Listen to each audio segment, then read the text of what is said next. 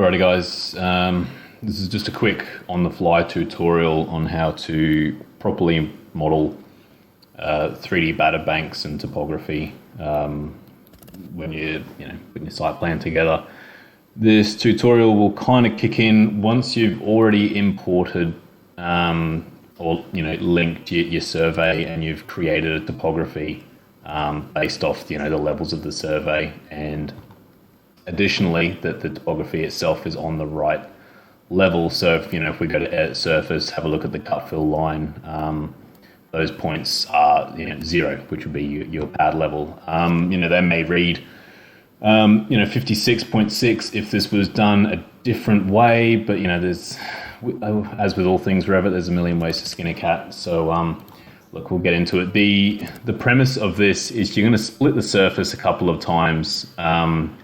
We're going to end up with the main topography, and then we're going to end up with a topo surface which forms the cut and the fill, and then a third one which is going to form the pad itself. The first thing we're going to want to do is copy and paste into the same place an unaltered version of the topo surface, and we're going to change the phase to existing, and then demolished is new construction. This is so that we can show natural ground lines in elevations and sections, later on down the track. So we're just kind of jumping the gun with that one. Also, if you do mess the topography up beyond recognition, you have that existing one that you can quickly go and duplicate again, should the need arise. Change your phase filter to new plus existing now, so we don't see the demolished topography. And now we can get stuck in. So you want to get up to the site ribbon, and then we're going to use the split surface tool, and then you just want to select the main topography itself. Now we want to use the pick lines tool to select the outermost perimeter of the cut and the fill. So just clicking like this. Next step, and it's a little trick that my brilliant colleague came up with, jumps the gun on a drama that will pop up.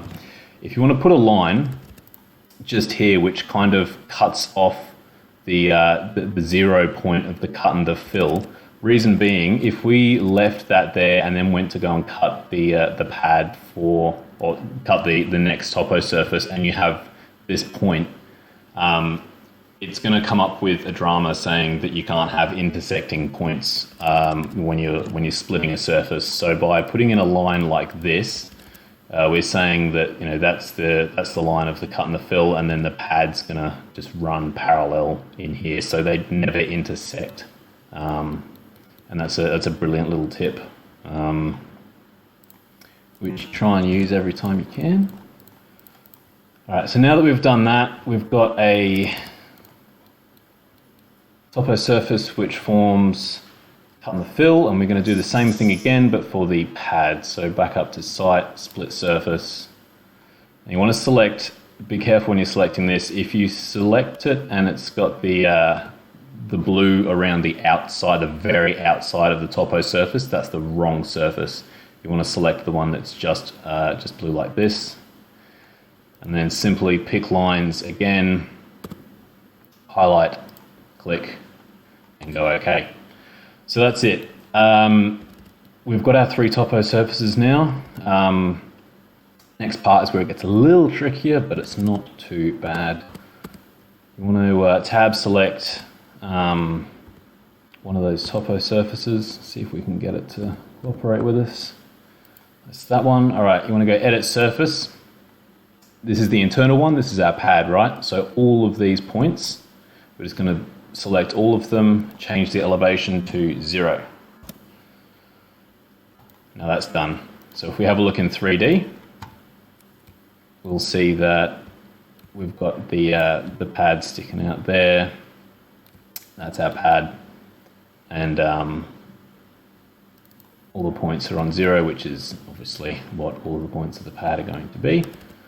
Then we want to select this other topo surface here, Using the very, very bottom left of the screen, just underneath my properties dialog box there, see how it says topography surface? That just helps you select anything that's a bit tricky that you have to use tab select to choose.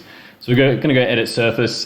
First thing we're going to do here is we're going to get rid of all of the internal points because they are not going to be relevant anymore. So we'll just go through like this. Because obviously if it's a modified topo surface, existing points of topography and part of the contour surveys, it's just not relevant because it's no longer natural ground in between the pad and the where natural ground begins again. So I'm going to go delete, go through. This is one of those parts of the process. It takes a fair while. I have a feeling that there's a point in there, perhaps not.